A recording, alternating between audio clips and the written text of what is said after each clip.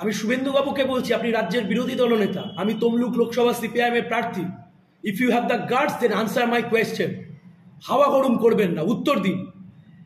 দেবব্রত মাইতির খুনের ঘটনা, post-poll violence, Kolkata হাইকোর্টের অর্ডার ছিল, সিবিআই সে মামলার তদন্ত করছে। 3 বছর হয়ে গেল খুনের তদন্ত, সে তদন্ত আজকে কি হলো? প্রতিবার একটা করে ভোট আসে, প্রতিবার একটা করে নতুন লাশ নন্দীগ্রামে কুড়াতে হয়, আর শকুনের মতো আপনি ঘুরে বেড়ান সেই লাশ কুড়ানোর জন্য, সেই লাশের রাজনীতি করেন।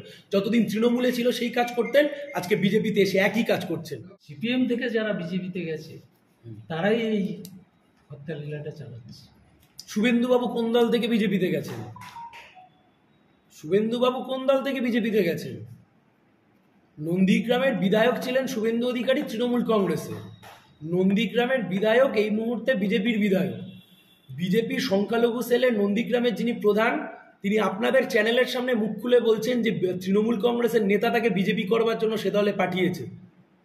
তাই জন্য আজকে যে রাজনীতি তৃণমূল আর বিজেপি করবার চেষ্টা করছে, বারবার কারণ না কারণ লাশ কুড়োতে হবে। হতে পারে এটা একটা গণতন্ত্রের উৎসবে কাউকে না কাউকে বলি দিয়ে দেবে? একটা টাকার সাম্রাজ্যে বসে আছে বলে এরা কি মনে করছে যাকে তাকে খুশি শহীদ করে দেবে, আর তারপরে তার পরিবারকে কিছুটা আর্থিক সাহায্য দিয়ে তাকে ঠেকো দেওয়ার চেষ্টা করবে?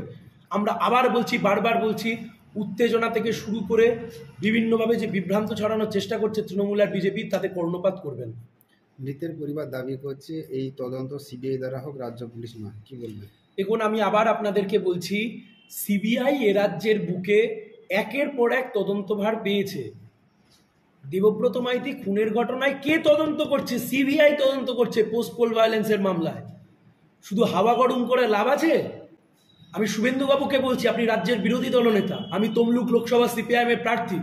If you have the guts then answer my question. হাওয়া গরম করবেন না, উত্তর দিন। দেবব্রত মাইতির খুনের ঘটনা, পোস্টপল ভায়োলেন্স, কলকাতা হাইকোর্টের অর্ডার ছিল, সিবিআই সে মামলার তদন্ত করছে। 3 বছর হয়ে গেল খুনের তদন্ত, সে তদন্ত আজকে কি হলো? প্রতিবার একটা করে ভোট আসে, প্রতিবার একটা করে নতুন লাশ নন্দীগ্রামে কুড়াতে হয়, আর শকুনের মতো আপনি ঘুরে বেড়ান সেই লাশ কুড়ানোর জন্য, সেই লাশের রাজনীতি করেন। যতদিন তৃণমূলে ছিল সেই কাজ করতেন, আজকে বিজেপিতে এসে একই কাজ করছেন। আর তৃণমূলের নেতারা যোগ্য সাথ দিচ্ছে তার কারণ নন্দীগ্রামে ওরা তৃণমূল বিজেপি বিজেপি তৃণমূলের বাইনারি রাখতে চাইছে। আগামীকাল নন্দীগ্রামে উৎসবের আমেজে ভোট হবে, উৎসবের আমেজে ভোট হবে আগের দিন। আগামীকাল নির্বাচন রয়েছে, প্রস্তুতি কি বলবেন এই নিয়ে? দেখুন, প্রস্তুতি আমাদের যা প্রচার কার্য যা ছিল, সে প্রচার কার্য আমরা শেষ করেছি দীর্ঘ 70 দিন ধরে। আমাদের কমরেডরা মাঠে ঘাটে ময়দানে বাজারে এলাকায় মানুষের বাড়ি বাড়ি গিয়ে সব জায়গায় প্রার্থী সমেত আমরা গিয়ে প্রচার করেছি। সংবাদ মাধ্যম আজ স্বীকার করতে বাধ্য হচ্ছে যে হ্যাঁ, এরা সবচাইতে বেশি খেটেছে, এরা সবচাইতে বেশি প্রচার করেছে। প্রচার কাজ শেষ, বুথে এজেন্ট থাকবে, মানুষ ভোট দেবে, আর প্রার্থীকাল ময়দানে থাকবে।